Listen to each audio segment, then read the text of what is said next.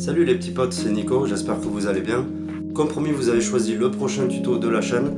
Il s'avère que c'est Ephemera de Dennis Kim. Donc je vous avoue que vous m'avez fait sacrément bosser, parce que j'ai dû vachement réviser la routine. J'ai regardé le tuto de nouveau, enfin j'ai essayé vraiment de choper le max d'infos et de vous l'expliquer de la meilleure façon possible.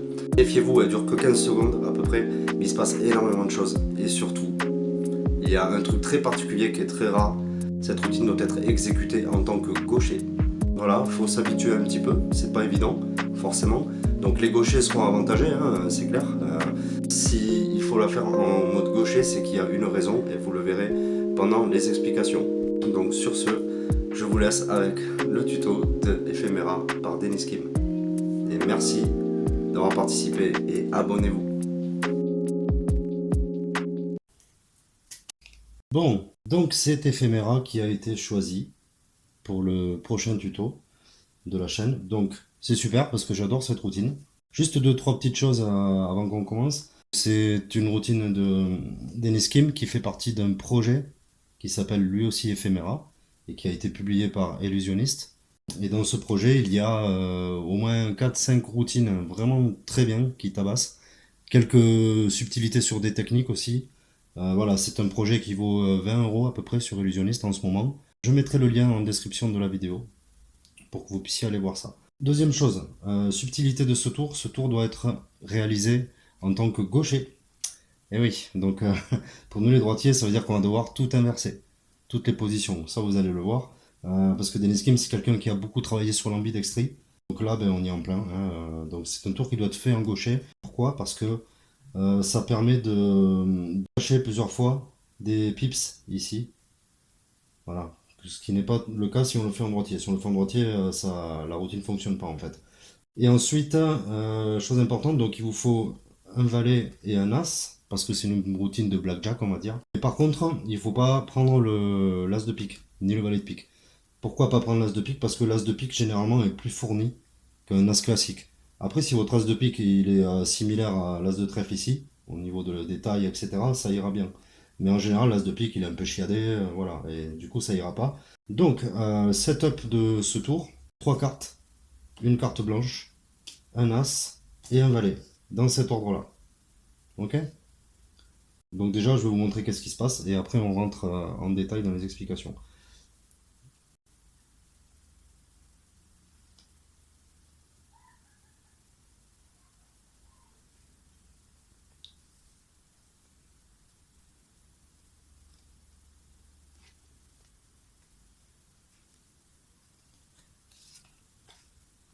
Voilà, grosso modo. Donc, vous l'avez vu, hein, l'effet est très court, hein, il dure une quinzaine, vingtaine de secondes, mais il se passe quand même beaucoup de choses.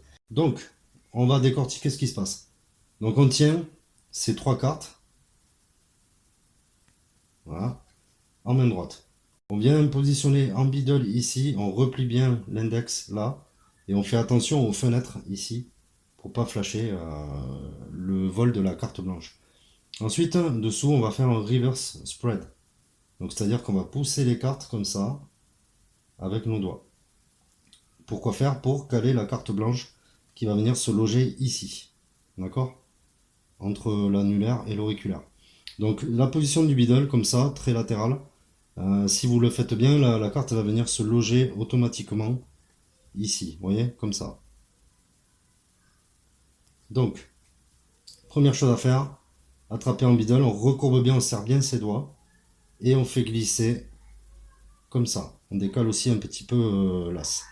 Ensuite, on relâche un petit peu avec le pouce la carte blanche à la base ici pour qu'elle soit juste tenue comme ça. Le but c'est de simuler juste le fait qu'on montre les cartes et qu'on vient poser l'as par dessus comme ça, toujours en tenant la carte blanche ici. Ensuite, l'angle du valet va venir se positionner ici dans le creux de la main. Le pouce va à peu près sur le pip du trèfle ici en l'occurrence, et l'index va en haut ici, et nos doigts dessous sont un peu comme ça. Là, on va effectuer une technique de Guy Hollingworth qui s'appelle Optical Alignment. Donc, en gros, ça va être un alignement optique, en fait. Donc, qu'est-ce que ça veut dire? Ça veut dire qu'en fait, une fois qu'on a volé la carte ici, notre main se relâche un petit peu. à peu près ici, à cette hauteur-là. Et ensuite, on va l'étendre un petit peu comme ça.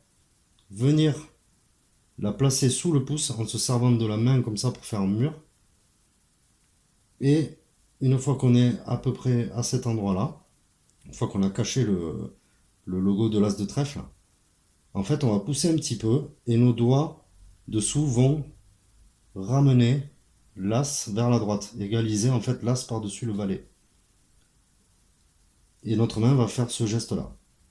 Donc, je vous montre, comme ça. Voilà. Donc là, c'est cool parce que du coup, on a cette super vue de deux cartes blanches, alors qu'en fin de compte, on a juste passé une carte blanche par-dessus l'as en couvrant l'index ici et le logo au milieu, comme ça. Et cet index qui est ici est caché par, selon l'angle, par le pouce et la base de le creux de la pomme en fait. C'est ça qui est génial. Donc ça c'est l'Optical Alignment par Guy Hollingworth. Donc une fois qu'on a réalisé la disparition, notre main est ici et pendant qu'elle revient, notre pouce va tirer la carte comme ça vers la droite. On va reprendre en middle et il va continuer de décaler un petit peu la carte sur la droite.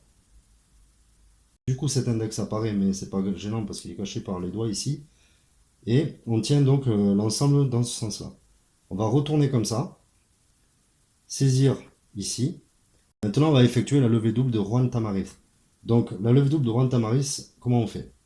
On vient recourber son majeur ici et le positionner dans cette zone-là. D'accord? Le pouce va venir un peu plus haut et l'index comme ça. Donc là, on a une double ici qu'on tient super bien. Ensuite, on va retourner la carte blanche ici et on va la tenir comme ça. Vous voyez? Entre le pouce et les trois autres doigts, sans qu'elle soit relâchée dans la main. Comme ça, et l'index peut être dessous en appuyant un petit peu. Et ensuite, on va venir la poser ici. Et pendant qu'on retourne, notre pouce va tirer la carte qui est derrière. Comme ça, et on va tout relâcher ici. Ce qui va donc créer la réapparition des deux cartes. Et la dernière chose qu'il nous reste à faire, c'est qu'on sera probablement pas aligné. Vous voyez derrière là, j'ai la carte blanche qui dépasse un petit peu. Mais là où cette routine est super bien foutue aussi, c'est que du coup, il y a cette carte qui cache l'index derrière. Et l'index, lui, qu'est-ce qu'il va faire? Tout simplement, il va appuyer comme ça pour égaliser. Et une fois qu'on a égalisé comme ça, on n'a plus qu'à bloquer un petit peu l'ensemble avec le pouce, prendre l'as, le remettre dessous, et puis voilà, on a terminé. Donc je vous remontre ça. Donc on reprend en main droite, on vient chercher en middle, on plie bien l'index ici, on serre bien les doigts. On fait notre reverse spread pour récupérer la carte blanche et décaler l'as. On lâche la carte blanche ici avec le pouce. On fait passer notre as par-dessus. On positionne l'angle ici du valet dans le creux de la pomme. Le pouce sur le trèfle. L'index en haut et les doigts dessous comme ça. Notre main gauche se relâche. Puis on réétend, on se sert de la main pour faire un mur qui cache ce qui va se passer. On pousse comme ça. On égalise. Du coup, tout est caché sauf le petit index ici. Donc c'est là l'avantage de la faire en gaucher en fait. C'est que sinon, si on la faisait en droitier, on serait impossible de cacher ça. Donc bref, on est comme ça. Donc on a l'optical alignment de Guy Hollingworth. Donc notre main est ici. On ramène la carte blanche un peu pendant que la main revient ici. On reprend en middle. On redécale, on continue de décaler la carte blanche sur la droite, à peu près de cette épaisseur là. Cet index est caché par la main ici. On retourne, on saisit comme ça, on fait notre levée double Juan Tamariz, donc je rappelle, majeur replié, le pouce par là et l'index comme ceci. On retourne la carte blanche ici, on la tient comme ça, puis on vient placer la double ici et on tire, hop, comme ça, là ça m'a un peu échappé, et là du coup dessous je suis bien décalé, et là je peux égaliser avec mon index, comme ceci, d'accord, sous la couverture de l'as. Et après, je prends l'as, je fais tourner un petit coup et je viens placer là-dessous. Alors, il faut gérer un petit peu ces angles, hein, bien sûr. Du coup, normalement, si vous serrez bien vos doigts, on ne doit pas voir le river spread dessous, ni la carte blanche. Hop, on peut placer notre trace par-dessus, se positionner, on peut laisser reposer la main, ensuite on peut vraiment bien cacher ici. La main, la mettez pas trop à plat, mettez-la plutôt comme ça, pivotez un peu vers le haut. Là, on fait notre disparition carte blanche. Il n'y a que ça là, il faut faire attention de bien le cacher, mais s'il a vu un peu de dessus, ça va.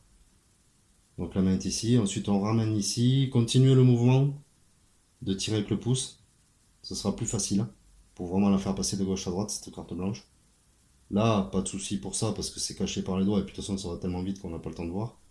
On retourne, levé double, rond tamarise, je retourne la carte blanche, rond tamarise, voilà, je fais ça, glisser. Voilà. Ah oui, et aussi cette routine, elle s'appelle éphéméra, donc il faut que ce soit assez court, assez fluide. Même la disparition, il ne faut pas s'attarder dessus quand les cartes deviennent blanches parce que, voilà, dans la routine, c'est en une fraction de seconde, pouf, les cartes reviennent. Ça s'appelle éphéméra, donc éphémère, tout est dans le titre, quoi. Donc on revoit ça, j'essaie de le faire à vitesse réelle.